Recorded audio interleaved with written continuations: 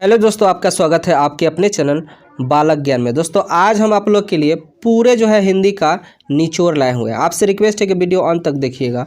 अगर इस वीडियो को आप देख के चले जाते हैं ना, तो आपका जो सब्जेक्टिव है वो नहीं छूटेगा। तो चलिए शुरू करते हैं। दोस्तों क्या है ना कि अगर हमें वाक शक्ति है यहाँ पर दोस्तों, टाइपिंग मिस्टेक हुआ है। अगर हमें वाक शक्ति ना होती तो क्या होता, ठीक है। तो देखिए, वाक शक्ति का मतलब होता है बोलने की शक्ति, बोलने की क्षमता नहीं मिली होती। तो आप सोच सकते हैं कि अगर हमें वाक शक्ति ना होती तो सृष्टि जो है ना, हमारा पूरा संसार जो है गूंगी नज़र आता, ठीक है ना। और वो जो है सुख दुख का अनुभव हम अपनी दूसरी तीसरी इंद्रिया द्वारा करते हैं। उसे वाक होने के कारण आपस में एक दूसरे से कुछ नहीं कह पाएंगे। कहने का मतलब दोस्तों है ना कि अगर हमें बोलने की शक्ति ना होती तो हम ना सारा दुनिया जो है गूंगी नज़र आता और एक दूसरे से कुछ नहीं कोई कह पाता, क्योंकि बोलता ही नहीं तो कहता क्या। चलिए अगला क्वेश्चन जो है आर्ट ऑफ कन्वर्सेशन। दोस्तों आर्ट ऑफ कन्वर्सेशन का मतलब होता है बातचीत करने की यह कला है, ठीक है ना। उत्तम से उत्तम ढंग से बातचीत करने की यह कला है, जो कि यूरोप में बहुत चलता है। यूरोप को देशों के लिए यह कला है। इसमें क्या है, सामने कला सुनने वाले व्यक्ति को खूब आनंद मिलता है। कहने का मतलब नहीं होता है कि आपको काम निकालना है तो किसी से आप मीठे मीठे बात करके अपना काम निकाल लेंगे। तो ये जो है आर्ट ऑफ कन्वर्सेशन इसी को कहते हैं, ठीक। चलिए अगला जो बात है, बातचीत के संबंध में बेन जॉनसन और एडिसन के क्या विचार है। तो देखिए, बातचीत के संबंध में जो है बेन जॉनसन का कहना है कि बोलने से ही मनुष्य के साक्षात्कार का पता चलता है। बोलने से ही रूप की सुंदरता और कुरूपता की पता चलती है। कहने का मतलब कैसा व्यक्ति है, साक्षात्कार है कि क्या है, तो बोलेगा तभी तो जानेंगे उसके बारे में। नहीं बोलता है तो क्या। ये जो कहे थे बेन जॉनसन कहे थे, ठीक है। वहीं पे जो है बात करते हैं एडिसन का मत है। वो कहते हैं कि असल बातचीत ना दो आदमी के बीचों में होती है, ठीक है ना। जब दो आदमी होते हैं, मतलब दो आदमी जब बात करते हैं तो अपने दिल की सारी बात को खोल देते हैं। लेकिन जब तीसरा व्यक्ति जो है उन दोनों के बीच में आ जाता है तो बात दूरों तक फैल जाती है। बहुत कुछ कहने का मतलब, हम दो बात कर रहे हैं तो अपने दिल की बात करेंगे, लेकिन तीसरा कोई सुन लेता है तो बात तो फैल ही जाएगा ना। चलिए यही बात है। लप्टन साहब के जेब में क्या बरामद हुआ था। तो लप्टन साहब जो थे उसने कहा था, पाठ में है ये, तो लप्टन साहब के जेब में बेल आकार का 3 गोले निकले थे, ठीक है ना। बस यही बात बताना है। उसने कहा था कहानी का केंद्रीय भाव क्या है। तो दोस्तों देखिए, उसने कहा था कहानी का केंद्रीय भाव समझते हैं कि चंद्र शर्मा गुलेरी द्वारा रचित कहानी उसने कहा था एक प्रेम कहानी है, ठीक है। आप यहाँ ये वाला याद कर जाइएगा, चाहे हम समझा देते हैं वो। मतलब उस चंद्रधर शर्मा जो है ये लिखे हुए हैं, उसने कहा था ये क्या सब कहानी है, प्रेम कहानी है। यह दिव्य प्रेम कहानी है। इस कहानी में क्या देखने के लिए मिलता है कि जो लहना सिंह रहता है वो एक तरफा प्रेम करता है और वो प्रेम के ही खातिर वो लास्ट में अपना जान भी दे देता है। तो यही है प्रेम क्या है, कहानी के केंद्रीय भाव। यहाँ देखते हैं क्या है, ऐसी कहानी देखने के लिए नहीं मिलती है। अब की प्रेम कहानी शरीर स्तर पर संचरित होती है। मतलब अब की जो कहानी है वैसी प्रेम नहीं है। वहाँ यह गुलेरी जी का कहानी है कि इसमें दिव्यता, उदारता और भाव की निष्ठा विद्यमान है। यह कहानी शुद्ध प्रेम कहानी है, क्योंकि इसमें प्रेम के ही खातिर देखा गया है कि लहना सिंह अपन पूरा जीवन ख़त्म कर दिए हैं उस एक तरफा प्रेम के लेकर, ठीक है। चलिए अगला जो क्वेश्चन है, उसने कहा था कहानी कितने भागों में बटी है और कहानी के कितने भागों में युद्ध का वर्णन है। तो उसने कहा था कहानी चंद्रधर शर्मा गुलेरी लिखे हैं, ठीक है ना। यह कहानी 5 खंडों में बटा हुआ है। इस कहानी के 3 भाग में युद्ध का वर्णन है, दूसरे तीसरे चौथे भाग में युद्ध का वर्णन है। यह एक दिव्य कहानी बन गई है। चलिए, जयप्रकाश नारायण की पत्नी का क्या नाम था, वह किसकी पुत्री थी। तो जयप्रकाश नारायण की पत्नी के नाम प्रभावती था। वे जो है ब्रज किशोर की पुत्री थी, ठीक। भ्रष्टाचार की जड़ क्या है? तो देखिए, भारतवर्ष में भ्रष्टाचार की जड़ यहाँ की नीति है, जो कि गलत नीतियाँ हैं, छिपी हुई है। गलत नीतियाँ जो है छिपी हुई है। चुनाव में अनंत रुपया खर्च कर राजनेता चुनाव लड़ते हैं। सरकारी खर्च भी कम नहीं होता है। सरकारी जो है, सरकार के भी खर्च कम नहीं होते हैं। चुनाव पद्धति में भी परिवर्तन जरूरी है। बेईमानी, गुंडे एवं भ्रष्टाचारी जो है चुनाव न लड़ सके। सभी व्यवस्था चुनाव आयोग की करनी होगी। भीड़ तंत्र, इस भ्रष्टाचार को चुनावी से दूर करना अब मुश्किल हो रहा है। कहने का मतलब है दोस्तों ना कि भ्रष्टाचार का जड़ जो है यहाँ के सरकार की गलत नीति है। गलत नीति के ही कारण जो है आज गरीब गरीब होते जा रहा है। कारण है कि मान लीजिए आपको कोई काम करवाना होगा तो बिना घूस का कोई काम नहीं हो सकता है। चलिए आगे देखिए, बापू और नेहरू की किस विशेषताओं का उल्लेख जेपी ने अपने भाषण में किया है? तो बापू और नेहरू की महानता छिपी हुई है। इसके बारे में जेपी जी अपने भाषण में कहते हैं कि उनकी महानता यह थी कि वे आलोचनाओं को बर्दाश्त करते थे। देखिए, वो कहते थे ना जेपी जी कि अगर हम बापू को, नेहरू को कोई बात भला बुरा भी कह देते थे तो वो हंस के जवाब देते थे और वो बुरा नहीं मानते थे और हमें अपना समझते थे। वे आलोचकों को समझा बुझा कर साथ लेकर चलने में विश्वास करते थे। ठीक, चलिए अगला जो है, जयप्रकाश नारायण कम्युनिस्ट पार्टी में क्यों नहीं शामिल हुए? तो अब देखिए, अमेरिकी प्रवास के दौरान जेपी घोर कम्युनिस्ट थे। वह लेनिन और ट्रॉट्स्की के समय था। 1924 में लेनिन मरे थे। 1924 ईस्वी में जेपी सम्राटवाद बने थे।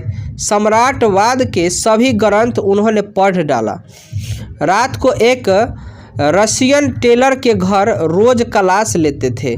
वहाँ से जब लौटे तो घोर कम्युनिस्ट थे। लेनिन ने राष्ट्र हित में अंग्रेजों को भगाने के लिए कांग्रेस में शामिल हुए। कम्युनिस्ट होकर भी अपने को कांग्रेस से अलग थलग नहीं कर सके।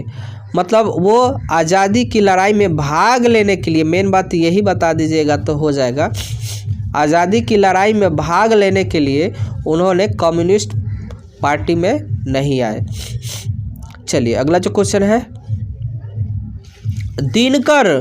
दिनकर जी का निधन कहाँ और किन परिस्थितियों में हुआ था?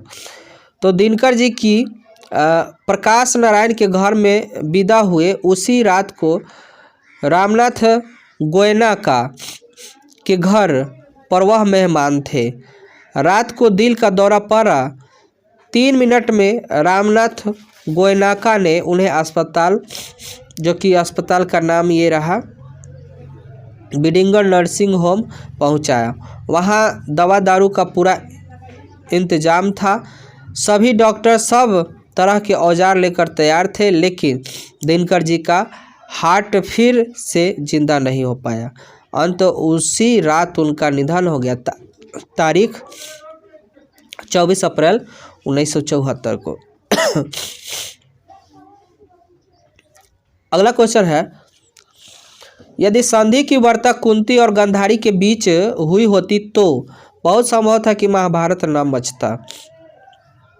देखिए, कौरव की सभा में संधि वार्ता दुर्योधन और कृष्ण के बीच हुई, जो कि सफल हो गई थी। कौरव पक्ष जो था, कौरव संधि वार्ता मतलब कहने का मतलब दुर्योधन और कृष्ण के बीच में हुई, जो कि बात नहीं बनी। यह संधि जो है अगर वार्ता कुंती और गांधारी के बीच में हुई होती तो बहुत संभव था कि महाभारत नहीं मचता। स्त्रियां जो है आगामी वैधव्य डर से महाभारत से दूर रहती है। मतलब ये भी आप कह सकते हैं कि स्त्रियां जो है ना दया और माया वाली होती है, तो वो युद्ध नहीं चाह सकती है। पुरुष अपने जो है पुरुषों बल पर महाभारत रच दिया। और यही बात अगर आप पुरुष को कुछ कहते हैं तो वो हार नहीं मानेगा, भले कमज़ोर होगा, फरफरा जाएगा। ठीक है, चलिए अगला क्वेश्चन है जो, बुद्ध ने आनंद से क्या कहा? तो देखिए, नारियों के बुद्ध धर्म में प्रवेश करने के कारण बुद्ध ने आनंद से कहा कि उन्हें जो हम धर्म चलाए हैं वो 5 सहस्त्र वर्ष तक चलने वाला था, लेकिन अब जो है 500 वर्ष चलेगा। कहने का मतलब हमने जो बुद्ध ने कहा था कि हमने जो है जो धर्म चलाया है वो 5000 वर्ष चलने वाला था, लेकिन अब वो जो है धर्म केवल 500 वर्ष चलेगा। ऐसा क्यों चलेगा? क्योंकि हमने नारियों को भिक्षुणी होने का अधिकार दे दिया है। चलिए अगला जो कह, नारी की प्रधानता कब से आरंभ हुई? देखिए, नारी की प्रधानता जो है कब से आरंभ हुई? जब मानव जाति ने कृषि का आविष्कार किया, जिसके चलते नारी घरों में और पुरुष बाहर रहने लगे, और जो है पुरुष कुदाल चलाने वाला और स्त्री अघोरनी पोछरनी काम करने वाली बन गई। कहने का मतलब स्त्री जो है घर के काम करने लगी और पुरुष जो है बाहर का काम करने लगा। ठीक, अगला क्वेश्चन जो है, रोज कहानी की मालती ने किताब को क्या किया था? ठीक है ना। तो देखिए, अज्ञा द्वारा रचित रोज कहानी की नायिका मालती है। इसके पिता ने एक किताब पढ़ने के लिए दी थी और 20 पेज प्रतिदिन पढ़ने की कहा गया था। ठीक है ना। वह नृत्य है उसके 10 पेज 20 पन्ने जो है 10 पन्ने 20 पन्ने फाड़ कर वह फेंक देती थी। कहने का मतलब है दोस्तों ना कि जो मालती थी उसके पिताजी बोले थे कि बेटी ये लो किताब प्रत्येक दिन पढ़ना, लेकिन वो क्या की कि किताब पढ़ती नहीं थी बल्कि उसके पेजों को फाड़ कर फेंक देती थी। ठीक, चलिए अगला जो क्वेश्चन है, गैंग्रीन क्या है? तो देखिए, गैंग्रीन जो है एक प्रकार के रोग है, समझिए। पहाड़ियों पर रहने वाले लोगों को पैरों में कांटा चुभ जाते रहते हैं। कांटा जो है पैर से यदि नहीं निकाला गया तो पैर में जख्म हो जाता था। इसका इलाज अगर नहीं कराने पर तो पैर कटवाना पड़ता था। कांटा चुभने पर पैर के होने वाले जख्म को गैंग्रीन कहा जाता है। ठीक, चलिए अगला जो क्वेश्चन है, भगत सिंह कौन थे? तो देखिए, भगत सिंह का जन्म 28 सितंबर 1907 में हुआ था। लाहौर षड्यंत्र केस में 23 मार्च 1931 को भगत सिंह को अंग्रेजों ने फांसी पर लटका दिया था। भारत राष्ट्रीय की लोकमानस में उनकी युवा छवि अमिट होकर बस गई है। देश की स्वतंत्रता के लिए अपने प्राण का बलिदान देने वाले हजारों लोगों तथा लाखों स्वाधीनता सेनानियों की प्रेरणा और उत्सर्गपूर्ण कार्य के वे अस्थायी प्रतीक है, प्रतिनिधि हैं। राष्ट्रीयता, देशभक्ति, क्रांति, युवा शक्ति के वे प्रेरक पुंज प्रतीक हैं। भगत सिंह विद्यार्थियों से क्या अपेक्षा रखते हैं? तो देखिए, भगत सिंह आधुनिक भारतीय इतिहास की एक पवित्र समृद्धि है।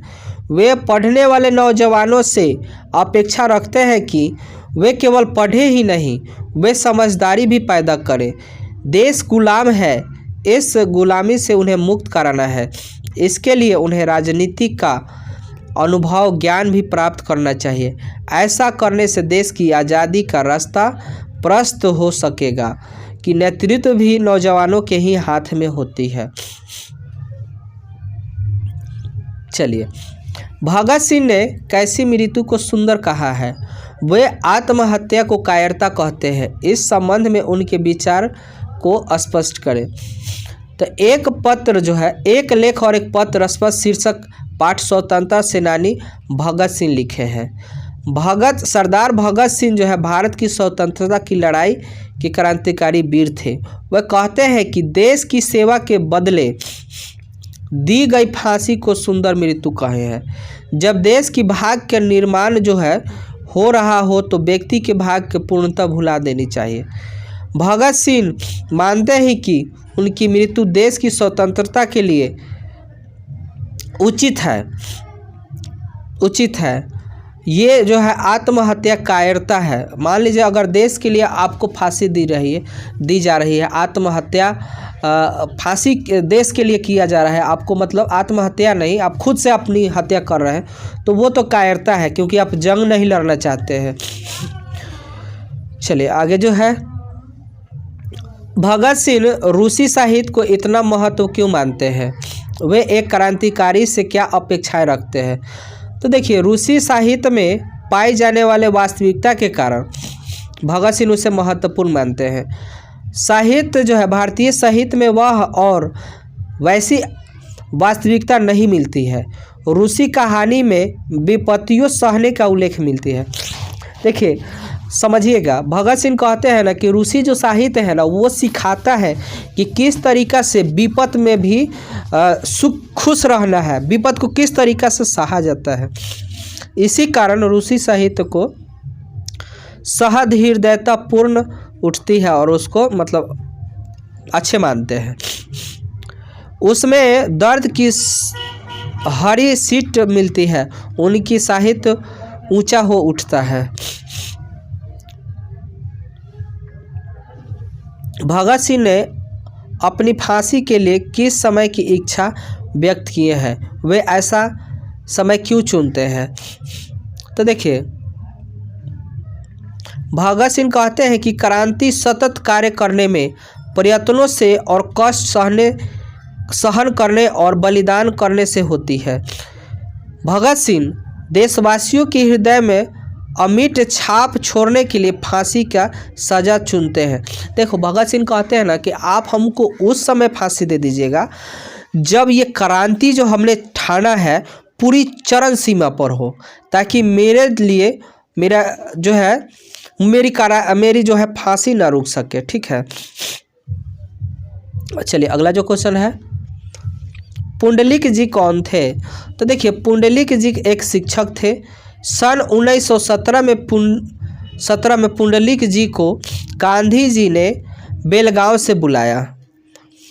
वे भितरहवा आश्रम में रहकर पढ़ाते थे और ग्रामवासियों के दिल से भय दूर करते थे। पुंडलिक जी का व्यक्तित्व तेजस्वी, शरीर बलिष्ठ और तेज आवाज़ दबंगी थी। बच्चों को एक दिन अंग्रेज एमन साहब पुंडलिक जी के आश्रम में आया। कायदा था कि साहब जब आए तो गृहपति उसके घोड़े की लगाम पकड़े। पुंडलिक जी ने कहा, नहीं, उसे आना है तो मेरी कक्षा में आए, मैं लगाम पकड़ने नहीं जाऊंगा। एमन ही डर गया। पुंडलिक जी ने गांधी जी से सीखी निर्भीकता, और भी निर्भीकता उन्हें गांव वालों को दी। चंपारण अभियान का सबसे बड़ा वरदान यही निर्भीकता थी। अगला क्वेश्चन जो है, चंपारण के क्षेत्र में बाढ़ की प्रचंडता के बढ़ने का क्या कारण है? तो बिहार के उत्तर पश्चिम कोण में अवस्थित चंपारण की भूमि पेड़ पौधे एवं जंगलों से भरी हुई थी। इन पेड़ों की कटाई कृषि एवं जो है अन्य आवश्यकताओं के लिए कर दी गई। बरसात के दिनों में यहाँ की नदियाँ बाढ़ का पानी ला देती है। मसान, शिकराना, पंडई एवं गंडक आदि नदियाँ यहाँ के निवासियों को ललकारती है। चारों ओर जल ही जल दिखाई देती है। जगदीश चंद्र माथुर ने उन नदियों के बाढ़ के पानी के उजलख्या विमन यौवन बिगराना और कैकी की क्रोध से किया है। पहले घना जंगल था, वृक्ष की जड़ों में पानी रुक जाता था, बाढ़ नहीं आती थी। विभिन्न जगहों पर मजदूर भी आकर बस गए और पेड़ कट गए और बाढ़ आना लाजमी हो गया। चलिए अगला जो क्वेश्चन है, इतिहास की क्रीमियाई प्रक्रिया का क्या आशय है? तो देखिए, पारे को सोने में बदलने की कीमियाई प्रक्रिया है। इसके अंतर्गत पारे को कुछ विलोपनों के साथ उच्च तापक्रम पर गर्म किया जाता है। इतिहास की कीमियाई प्रक्रिया के तहत एक प्रदेश के लोग जब सुदूर दूसरे क्षेत्र में जाकर बस जाते हैं तो इसे इतिहास की कीमियाई प्रक्रिया कहते हैं। अंग्रेज नीलहे किसानों पर क्या अत्याचार करते थे? तो देखिए, बेतिया राज की जमींदार में अंग्रेज ठेकेदार बन गया और वहाँ 19वीं सदी में नील की खेती का विस्तार किया गया। नील से ही उन दिनों रंग बनते थे और इसलिए नील की पाश्चात्य देश में बहुत मांग थी। लाखों की संपदा उन अंग्रेज ठेकेदारों के हाथ लग गई, किंतु रैयत का कोई लाभ नहीं हुआ। बेतिया राज से बहुत कम अदायगी पर हजारों एकड़ जमीन इन गोरे ठेकेदारों ने ले ली। ठेठ देहात में उनकी भय कोठियाँ खड़ी हो गई।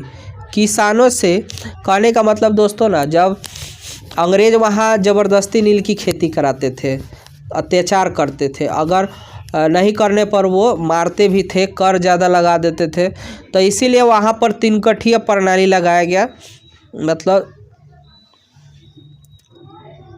3/, यानी 3/20 इस पर खेती की जाती थी। चलिए अगला जो क्वेश्चन है, गंगा पर पुल बनाने में अंग्रेजों ने दिलचस्पी नहीं ली, क्यों? तो देखिए, चंपारण में नीलहे शोषण और अन्य अत्याचार करते थे। कौन? अंग्रेज। दक्षिण बिहार के बागी विचार का असर चंपारण में देर से पहुंचा, इसलिए गंगा पर पुल बनाने की स्कीम में तत्कालीन शासन ने कोई दिलचस्पी नहीं ली थी। वे वर्षों तक चंपारण में नीलहे के राज ब्रिटिश साम्राज्य के छत्र छाया पर पनपते रहे।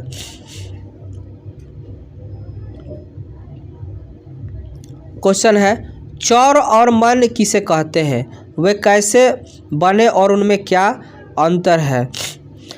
हवाई जहाज में गंडक घाटी के दोनों ओर नाना आकृति के तल दिख पड़ते हैं। मन नाना प्रकार का मतलब क्या है कि अलग अलग, कहीं उथले तो कहीं गहरे तो कहीं टेढ़े मेढ़े, परंतु शुभ पूर्व निर्मल इन तालों को कहते हैं। चौर और मन। चौर जो है उथले ताल है जिसमें पानी जरा और गर्मी में कम हो जाती है और खेती भी होती है। मन विशाल और गहरे ताल है। गंडक में बाढ़ आई तटों का उल्लंघन कर नदी से दूसरे पथ पकड़ा, पुराने पथ पर रह गए। ये चौर और मन जिनकी गहराई तलस पर कर धरती के हृदय से स्रोत को फोड़ लाई। बिस्नी और मुन्नी को किसकी प्रतीक्षा है? वे डाकिया की राह क्यों देखते हैं? बिस्नी और मुन्नी को मानक की प्रतीक्षा है। वह बर्मा युद्ध में गया हुआ है, वहाँ से कुछ काम कर आएगा तो मुन्नी की, कहने का मतलब कमा कर लाएगा तो मुन्नी की शादी में पैसे खर्च, यहाँ पर खर्च है दोस्तों, खर्च होगी। वे डाकियों की राह के लिए पत्र की राह देखती है। पहले हर 15वें दिन पर आते थे, अब 2-3 महीना हो जाता है, अभी भी नहीं आया। मानव स्वयं को वहशी और जानवर से भी बढ़कर क्यों कहता है? तो मानव के युद्ध में अपने दुश्मन सिपाही को मारने के लिए कहता है। दुश्मनों ने मानव को लहूलुहान कर दिया। सिपाही कहता है कि मैं इसे नहीं मारूंगा तो यह मुझे मार देगा। मानव कहता है कि मैं इसे नहीं मारूंगा नहीं मैं मारूंगा तो ये मुझे मार देगा, मैं इसके टुकड़े टुकड़े कर दूंगा। मानव स्वीकार करता है, मैं वहशी हूँ, मैं जानवर हूँ, मैं वहशी और जानवर से बढ़कर हूँ। युद्ध में सिपाही विपक्षी सिपाही को मारते दम तक मारने के लिए तैयार रहता है। इसलिए मानव स्वयं को वहशी और जानवर से भी बढ़कर कहता है। विष्णु मानव को लड़ाई में क्यों भेजती है? तो विष्णु जो रहती है ना, यहाँ पर विष्णु है, अपने बेटे को लड़ाई में कुछ पैसे कमाने के लिए भेजती है। करीब रहती है ताकि मुन्नी की शादी के लिए कपड़े खरीदे जा सके और उसको अच्छा से शादी कर दिया जाए।